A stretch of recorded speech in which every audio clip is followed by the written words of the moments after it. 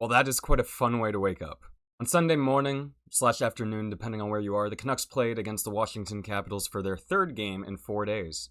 Canucks were coming off back-to-back wins in back-to-back days against Dallas and Chicago, and we're looking to make it a 3-for-3 on the road trip so far. And boy, oh boy, did stuff ever happen in this game. It started off, we got news before the game that Brock Boeser would be out for personal reasons, and I hope that everything's good with him. It was Jonathan Lekkerimäki slotting into the lineup in place of him. Makes sense to get a right-handed shot back in the lineup, and you're probably going to pick Lekkerimäki over Ratu to replace Boeser. The game started off hot. Now, last time I was here in this room talking about a Canucks game, I ended it by saying, Elias Pettersson is going to score a goal against Washington. It's going to happen. He's due.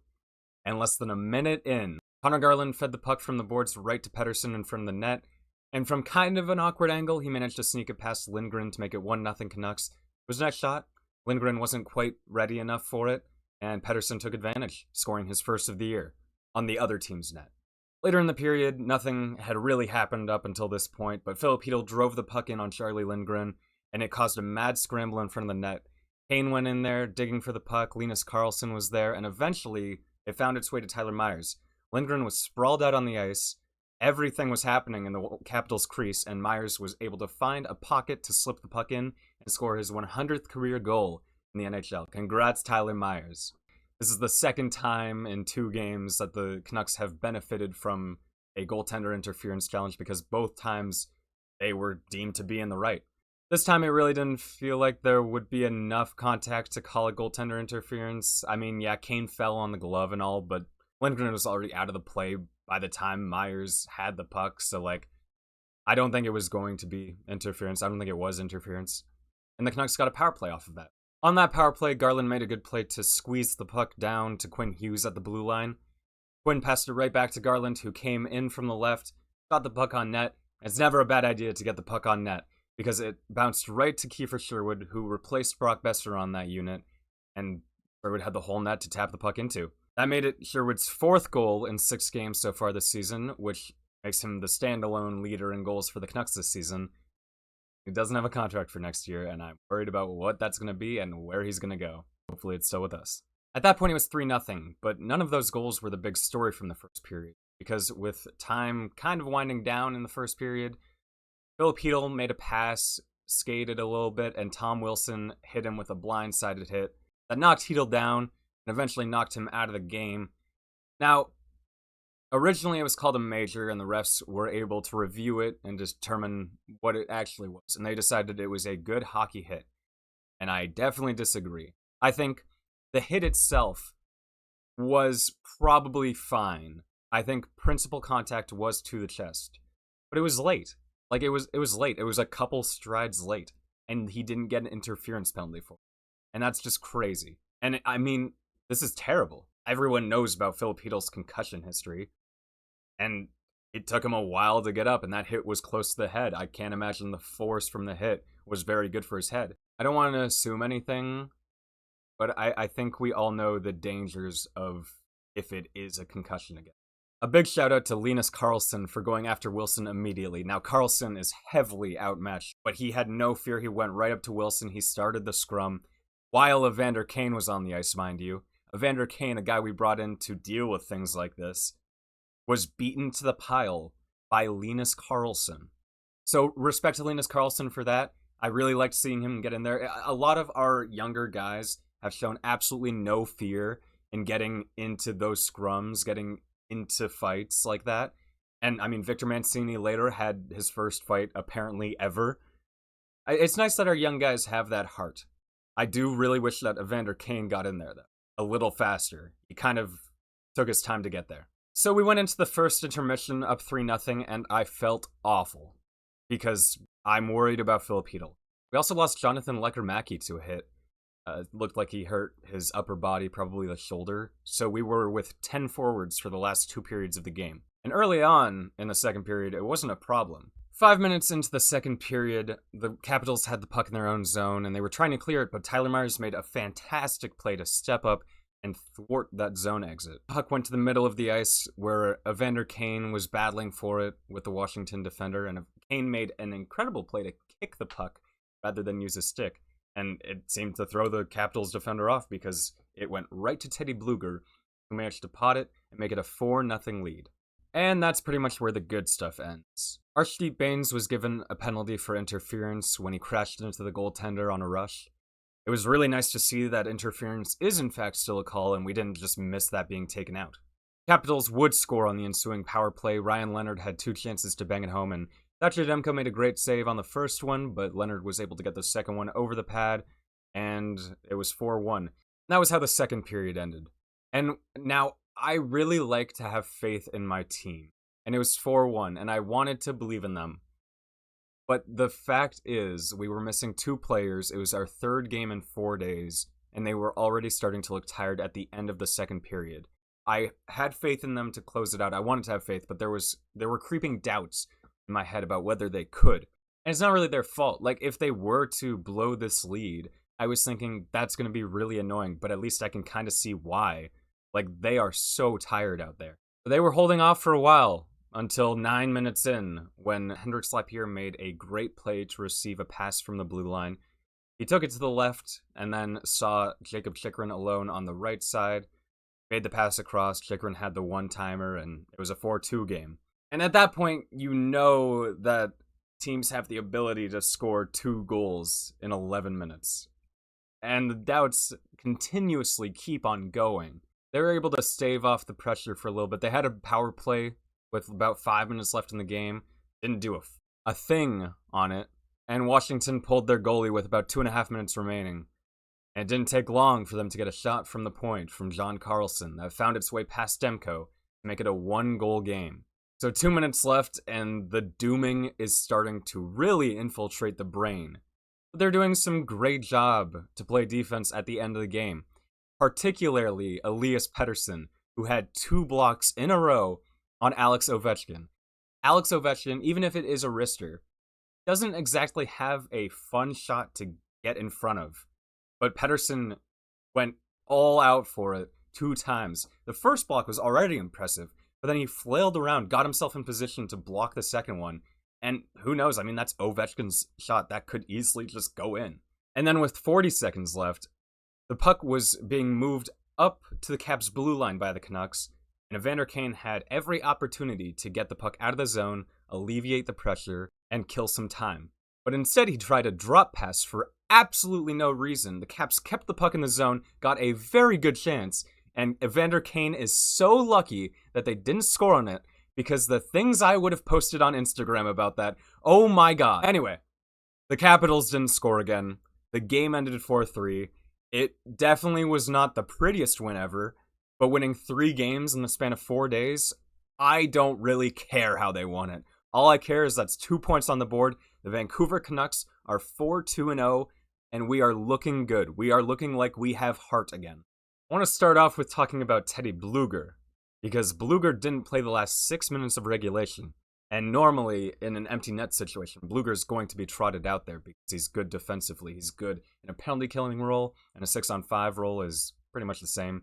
But he didn't play the last 6 minutes. There was a play where he was seen clutching his leg as he fell down, and now he's questionable. And that is really bad. I really, first of all, want to say I'm worried for the people. Teddy Bluger, Filip Chytil, Jonathan Lecker-Mackey, Brock Besser.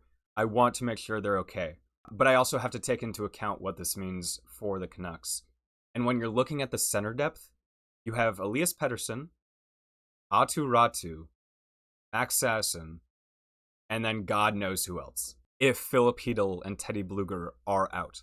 And that is quite worrying. So while this was a good win, there are a lot of negatives from this. In the short term, you get the 2 points, but in the long term, your middle 6 centers are Aatu Räty and Max Sasson. And this is no disrespect to them. I think they're both great players. I'm glad that they're both on the team. I just don't know if they're fit for those roles specifically. And Bluger just came back from injury too. This was his 2nd game of the season, and he was looking pretty good too. That line with Sherwood I thought was good today. Then to talk about Filip Chytil a little bit more, I mean, we knew going into the season that it only really takes one singular moment to alter Filip Chytil's season. And this could be that moment. I hope it isn't. He didn't return to the game. It took him a long time to get off the ice. That's really not great to see. when we're looking at Tom Wilson there, and we're looking at Evander Kane, and we're thinking, we brought in Evander Kane to be a tough guy. He goes 2 full periods without running into Tom Wilson at any point. What is he here for? Like, he played decently offensively. He created 2 goals. Though he can't do that every game, but what he can do every game is be a physical presence who's protecting his teammates. And he didn't do that at all today. Linus Karlsson did it instead of him. Victor Mancini did it instead of him. Did he go fully zen when he had the regular season off last year and now he just doesn't want to fight anyone anymore? I don't think that's it. I don't know what's happening. Why has Evander Kane not stood up for his teammates yet? Why is he not fighting anyone? Do people not want to fight him? I'm sure Tom Wilson isn't scared of anyone. I don't know what's happening. And he made that terrible play on the 6-on-5. I don't know why Evander Kane is out there protecting a 1-goal lead with less than a minute left, but I hope that what he did to keep the puck in the zone for the Capitals means that I will never have to see him in that spot ever again. That was terrible. Okay, I gotta get into the positives of this game now. It is a win. So far, I've been speaking like it isn't a win because it doesn't really feel like a win when you lose 3 players. But there were bright spots, and I think the brightest spot was Elias Pettersson getting on the board. He had other chances too, but we'll take the 1 goal. He's on the board. Hopefully this starts to get him rolling. And the big thing is that he provided both offensive value and defensive value. Those blocks at the end possibly saved the game.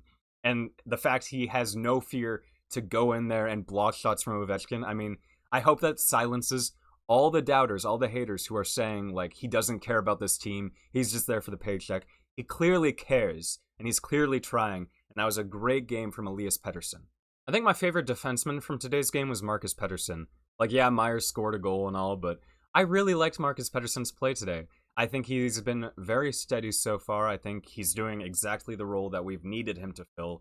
And I talked about it when I was doing my season previews of each player, where Pettersson, upon arrival to Vancouver, took on a more defensive role compared to the offensive role he was taking on with the Penguins.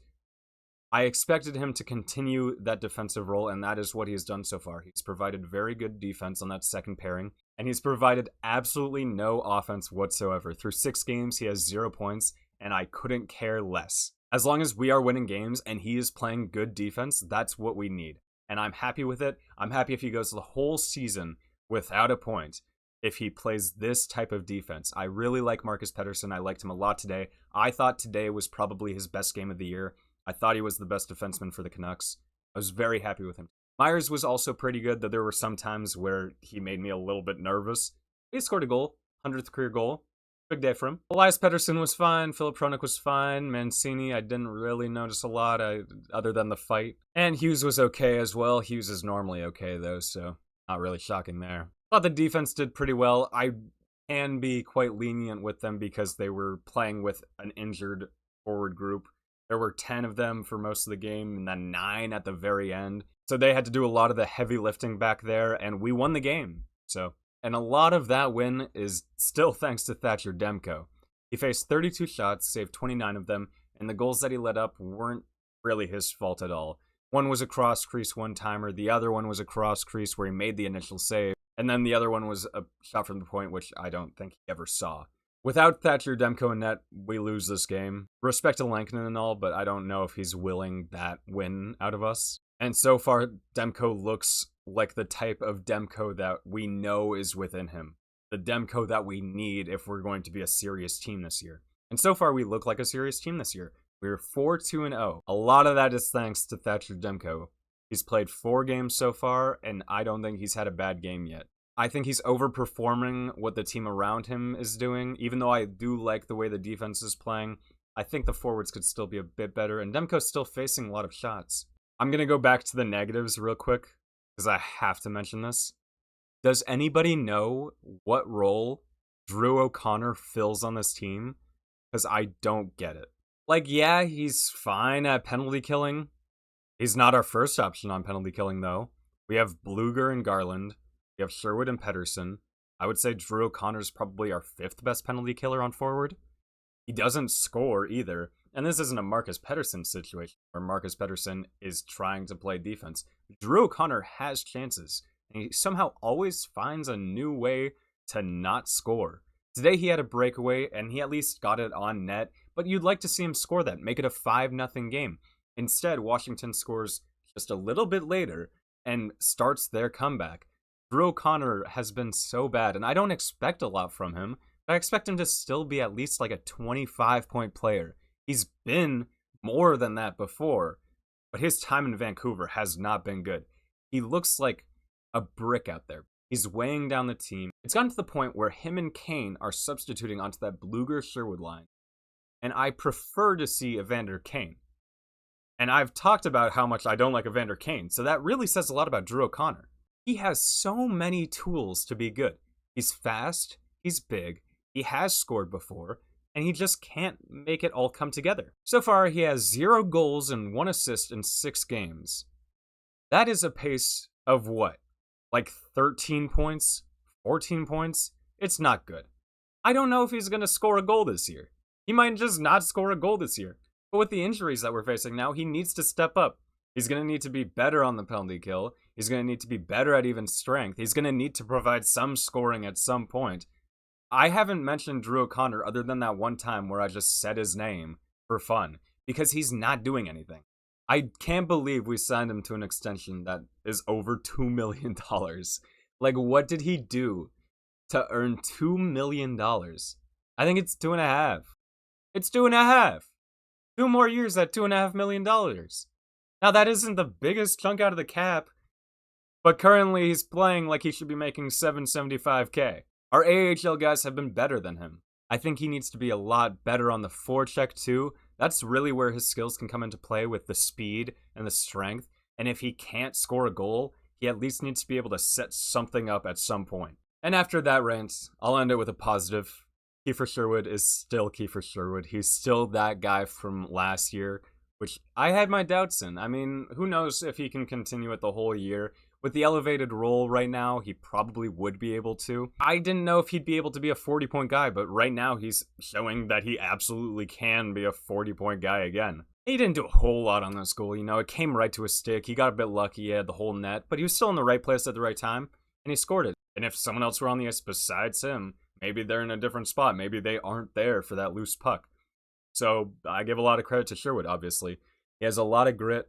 We need that guy on our team if Evander Kane isn't going to do anything gritty. It's nice to see that Sherwood is still coming through. I can't believe that we haven't talked to him about a contract extension yet. I don't know what his number's going to be. I don't know what his term's going to be. We need Kiefer Sherwood to stay, though. We just need him. I really hope he stays in Vancouver. But, it's only game 6, so it's too early to worry about that, I'm realizing. I'm just happy he's on our team now. He's playing great. And then finally, I'll mention Connor Garland, because he's off to a hot start like he was last year. He's got 6 points in 6 games now. He's been playing very well. He's been all over the place. I've enjoyed Connor Garland so far. There will still be times where he'll go a little bit MIA for maybe a week or so. But he's contributing right now, and that's big, especially with Brock Besser out of the lineup. To get 2 points from a guy like Garland, that's big. It's nice that he's starting hot, because a problem in the past for him is that he started very, very cold. 2 years ago, when we were having a really good season, Connor Garland started awful. And it was seeming like it was between him or Beauvillier for who was going to be the cap dump. And thankfully, they chose Beauvillier. I'm glad Garland's on this team. I'm glad he's coming through. He's been great so far, and he needs to keep doing that. And that's all I want to say. This is going to be a long video. There was a lot to unpack from this one. I hope that Filip Chytil is okay. I hope Lekari-Maki's okay. I hope everything's fine with Besser. I hope Blueger's okay. Normally, after a game, you don't want to say that you hope 4 of your players are okay. But that's where we're at right now. So yeah, what do you think of this game? What do you think about the hit by Tom Wilson? Do you think it was at least interference?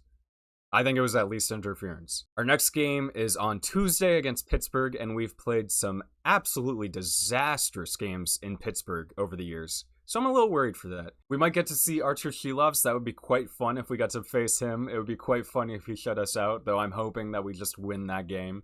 Pittsburgh hasn't been too bad to start the season yet, so they could easily just take a win out of us, especially because we're tired. We're going to be 4 games into the road trip. It's okay. I hope that they play well. I'm curious to see how many of these guys are going to be in the lineup next game. We might be pulling from the absolute depths of Abbotsford. But yeah, that'll do it for me. I'm glad Pettersson's on the board. Okay, I'm gonna make a prediction again, right now, because I manifested the Pettersson goal. Okay, wait, let's see. I'll say Evander Kane scores his first of the season. I have him in fantasy, so it would benefit me. I think he scores his first of the season. I've been shit-talking him so much, so he's got to come through. I'm going to do this every single video if it works again. Okay, that's it. Bye.